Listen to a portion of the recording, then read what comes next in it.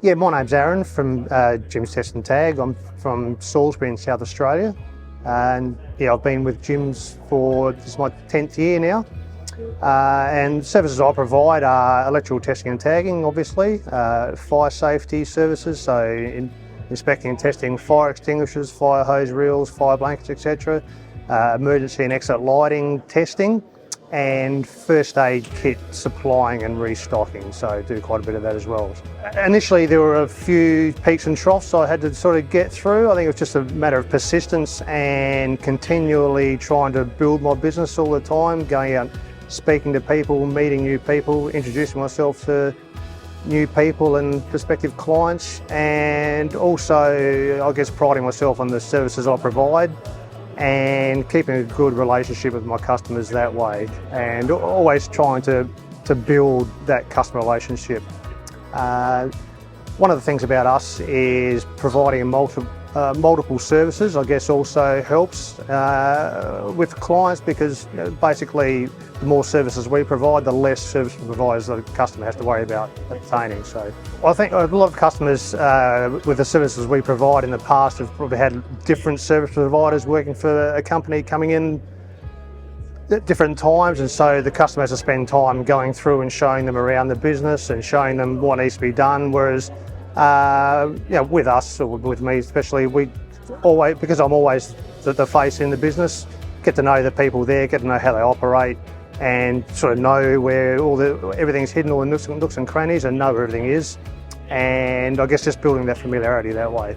A lot of the clients they're very surprised at the comprehensive reports that we provide. A lot of them have never seen anything like that sort of thing before. A lot of them have just paid the service provider come in and do the testing, but don't get the compliance documentation and that we supply as thoroughly as we do. That's a feedback that I get quite often. So a lot of things like people using double adapters, piggybacked, and just double adapters in the workplace are just a no-go zone. You just can't go there. But a lot of people sort of piggybacking double adapters and having leads half hanging out, things like that.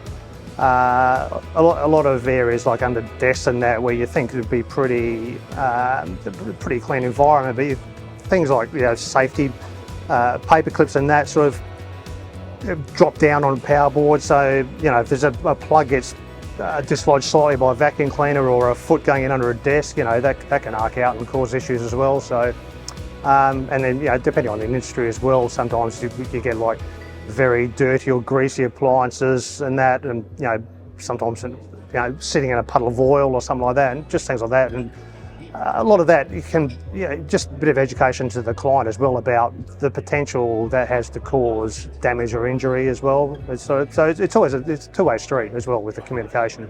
Well, I do all sorts. I do a lot of construction, warehousing, hospitals, schools, hospitality, and so a really wide range. So that's one of the things I really enjoy about the job, is I'm in a different environment. Some jobs might take up a week or a couple of weeks, but a lot of times I might be doing 2 or 3 in a day, and just the different things you see, and you get to understand how things are made and sort of the services that people provide and how they go about doing that as well. So it's interesting as well. So it is a lifestyle, and being able to set my own hours and agenda. But it's just the interest. Like, I was a production supervisor at Holden before I started doing this, and I was pretty well pulling into the same car park, day on day for 16 years, seeing the same faces. Doing the same sort of jobs, just in different areas, but just the variety and things we're doing with test and tag and fire safety, and everything is it's really good and very, very fulfilling. Yes, a lot of people sort of don't see the relevance in it and don't really understand the consequences that they may face if something should go wrong down the track.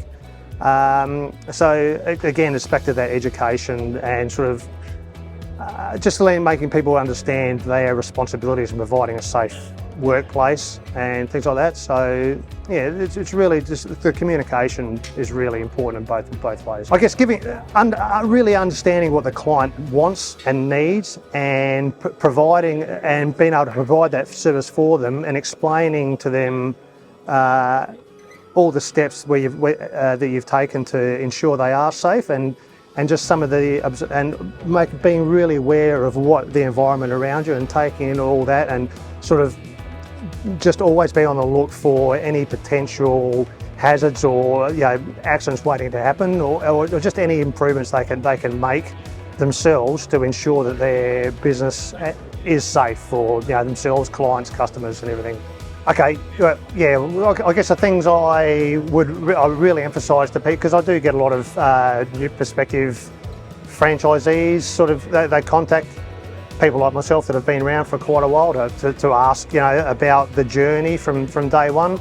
And I guess when I first started off, even at the training, we were told to expect peaks and troughs in workloads and cash flow and things like that. And it's just so true, because it really is a roller coaster ride for that. The first year or so, things are up and down. But if you do the right things and build your customer relationship, you start getting referrals from other customers. Your customers pass on your details to someone else that's looking for a service. So I guess that gives you a lot of satisfaction as well, and just gives you confidence that, well, gee, I must be doing something right. And so you just keep building the business. And also, when you're first starting off as well, you just need to get out there, knock on doors, introduce yourself. No one likes doing that. I've hated doing it myself, but it just pays off, because sometimes even months or years down the track, I've had people call me and say, oh look, you probably remember me, you dropped off a business card.